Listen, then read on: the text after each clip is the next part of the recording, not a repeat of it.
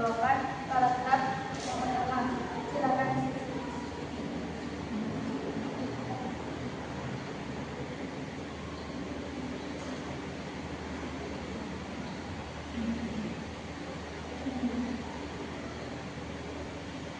Pada pengembangan ide pokok dalam artikel Muhammad Ridho yaitu bahasa gaul.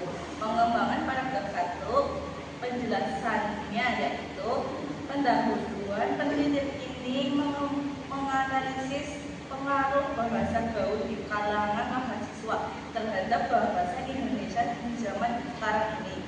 Tujuannya untuk mengetahui penggunaan kosakata bahasa gaul, perkembangan bahasa tersebut serta dampaknya pada bahasa Indonesia.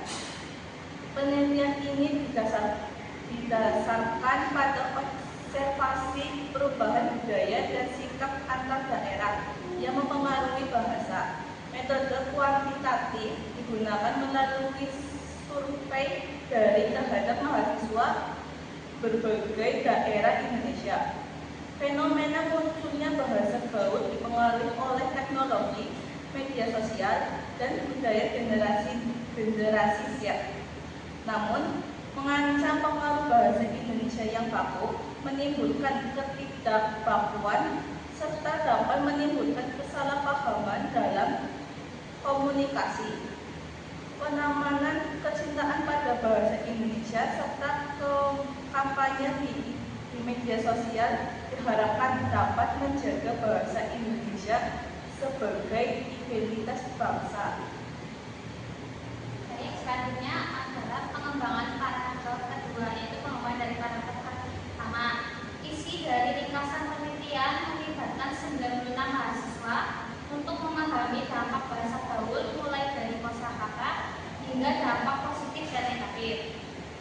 Bahasa gaul memudahkan komunikasi informal, tapi jika berlebihan mengancam keberadaan bahasa Indonesia yang baik dan benar. Meskipun demikian, mahasiswa masih mampu berbahasa Indonesia dengan baik dalam situasi formal.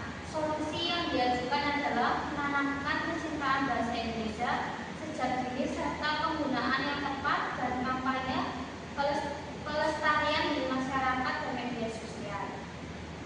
Baik, dari ketiga pengembangan dari paragraf kedua yaitu analisis dan kritik artikel.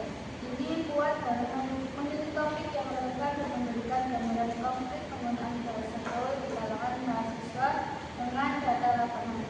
Namun terdapat kelemahan pada penjelasan metode penelitian yang kurang mendalam, khususnya terkait pemilihan responden dan teknik analisis data kualitatif.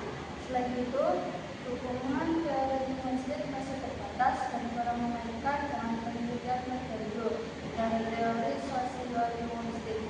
Penelitian ini perlu mengembangkan berupa teori dan analisis komparatif yang lebih mendalam. Selanjutnya yaitu pengembangan dari paragraf keempat, yaitu kesimpulan pengesahan artikel memberikan kontribusi positif dengan menggambarkan pengaruh bahasa gaul terhadap perguruan bahasa Indonesia. Satu, namun metodologi penjelasan teori itu diperkuat agar masih lebih baik.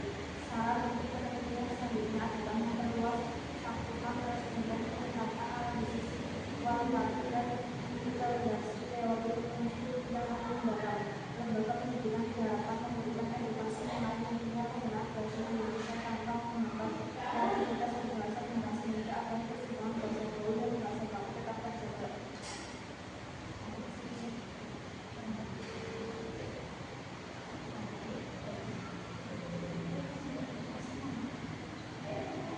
Cukup sekian dari kelompok 12 atas Cukup sekian dari kelompok 12. Terima kasih. Assalamualaikum.